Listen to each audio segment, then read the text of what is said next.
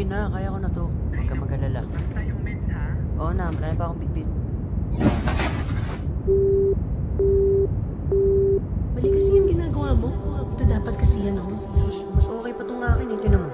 Ay naku, pakita nga. Di na makausad, di malinawan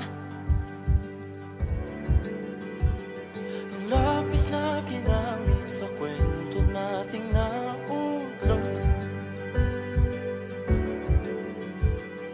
Bawat buklat ng aklat, Minsan binabago ng tinta ang sarili nitong landas, na ang tanging magagawa mo lamang ay magpatuloy at sumabay sa agos nito. Ligayang dala, ikaw lang ang may akda sa lahat ng pahinang sinulat ng tadhana. Ikaw at ikaw pa rin ang yugtong paulit-ulit kong babalik-balikan. Sure ka ba talaga sa mga sinusulat ko dito? Oo naman. Tama ba to? Parang may kulang. Ika nga, patingin nga.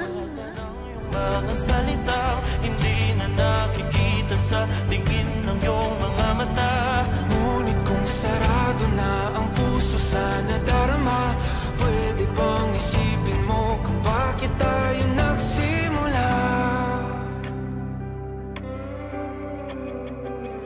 Sa pagitan ng mga nakakalunod na pahina ay may isang puwang na tahimik na akda na kung saan maaari akong huminga.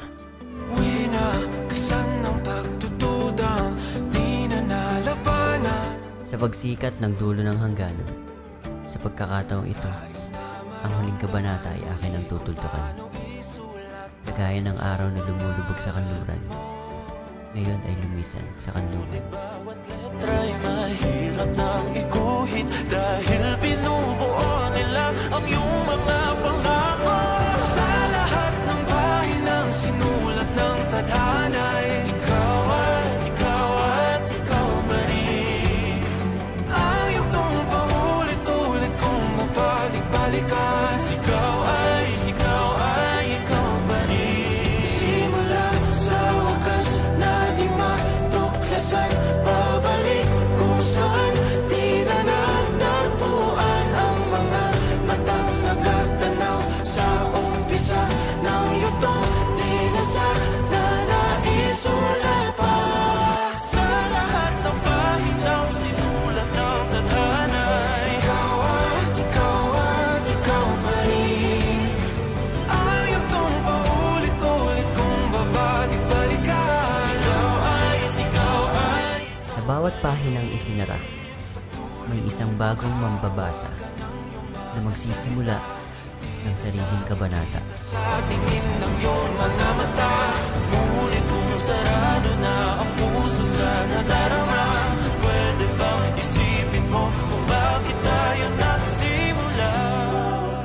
Na di matuklasan, babalik ikaw pa rin ang mga matang nakatanaw. Bawat pahina ay may tinig. Ang tanong, handa ka bang makinig?